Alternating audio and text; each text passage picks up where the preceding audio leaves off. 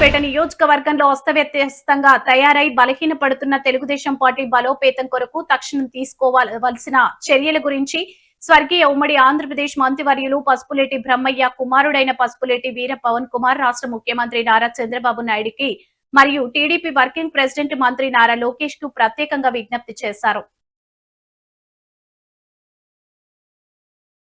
ఆంధ్రప్రదేశ్లోని రాజంపేటలో తెలుగుదేశం పార్టీకి జవసత్వాలు కలిగించే విధంగా తగిన చర్యలు తీసుకోవాలని దివంగత మాజీ మంత్రి పసుపులేటి బ్రహ్మయ్య కుమారుడు యువ నేత పసుపులేటి వీర పవన్ కుమార్ రాష్ట్ర ముఖ్యమంత్రి నారా చంద్రబాబు నాయుడుకు మంత్రి మరియు పార్టీ వర్కింగ్ ప్రెసిడెంట్ కూడా అయిన నారా లోకేష్కి అయితే ప్రత్యేకంగా విజ్ఞప్తి చేయడం జరిగింది. ప్రత్యేకించి రాజంపేట నియోజకవర్గంలో యువతకు ప్రాధాన్యత ఇవ్వాలని కూడా విజ్ఞప్తి చేశారు. టీడీపీ గాలిలో కూడా రాజంపేటలో వైసీపీ గెలవడాన్ని కూడా ఈ సందర్భంగా ముఖ్యమంత్రి దృష్టికి అయితే వీర పవన్ కుమార్ అయితే తేవడం జరిగింది. ప్రత్యేకించి ఇటీవలి కాలంలో రాజంపేట నియోజకవర్గంలో తరచుగా ఇన్ఛార్జీలు మారడం కొత్త వారికి అక్కడ అవకాశం కల్పించడంతో టీడీపీకి ఎదురు దెబ్బలు తప్పడం లేదనే అభిప్రాయాన్ని కూడా వీర పవన్ కుమార్ అయితే ఈ సందర్భంగా చంద్రబాబు నాయుడుకు నారా లోకేష్కి అయితే విజ్ఞప్తి చేయడం జరిగింది.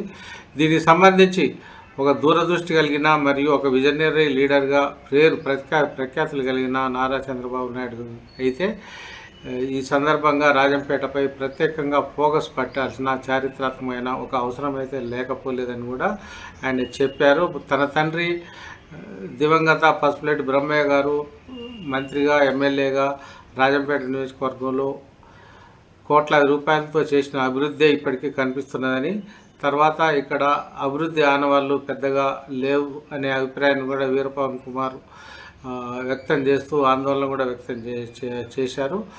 టీడీపీకి తిరుగులేని దేశవ్యాప్తంగా రాష్ట్రంలో కూడా నేపథ్యంలోనే రాజంపేట నియోజకవర్గంపై కూడా ప్రత్యేక ఒక దృష్టి సారించి పార్టీ ప్రక్షాళన కోసం తక్షణ చర్యలను యుద్ధ ప్రాతిపదికన చేపట్టాలని కూడా వీర పవన్ కుమార్ అయితే ప్రత్యేకంగా విజ్ఞప్తి చేశారు. ఈ సందర్భంగా ఆయన పార్టీలో గత 2 దశాబ్దాలుగా ఎదురవుతున్న సందర్భాలు కావచ్చు, ఎదురవుతున్న ఆటుపోట్లు కావచ్చు, పార్టీ అనుసరిస్తున్న వైఖరి కావచ్చు, ఇన్ఛార్జీల వ్యవహారం కావచ్చు, ఇన్ఛార్జీలుగా నియమించిన వారైనా కూడా పార్టీని పట్టించుకొని పార్టీ శ్రేణులను కానీ ప్రోత్సహించని అనేక అంశాలను కూడా ప్రస్తావించడం అయితే జరిగింది. ఇది రాజంపేటలో చూస్తున్న పార్టీ దౌర్భాగ్య స్థితికి, అంటే పార్టీ దీన స్థితికి అయితే ఒక విధమైన నిరాదరణతో తోడని చెప్పవచ్చు. ముఖ్యంగా వీర పవన్ కుమార్ అయితే క్రియాశీలకంగా వ్యవహరిస్తున్న నేపథ్యంలో తాజాగా ముఖ్యమంత్రి చంద్రబాబు మరియు వర్కింగ్ ప్రెసిడెంట్ నారా లోకేష్ల దృష్టికి ఒక లేఖ ద్వారా కూడా ఇలాంటి అంశాలని విజ్ఞప్తి చేయడం అనేది కూడా ఒక ప్రాధాన్యతను సంతరించుకుంటుందని చెప్పవచ్చు. ప్రత్యేకంగా ఉమ్మడి కడప జిల్లాలో కూడా తెలుగుదేశం పార్టీ ఎంతగానో వేలూనుకుంటున్న తరుణంలో రాజంపేటపై ప్రత్యేకంగా దృష్టి సారించాలని పసుపులేటి వీర పవన్ కుమార్ అయితే ప్రత్యేకంగా విజ్ఞప్తి చేశారు. యువ నేత తమ ఆశాజ్యోతి నవ్యాంధ్ర ప్రజల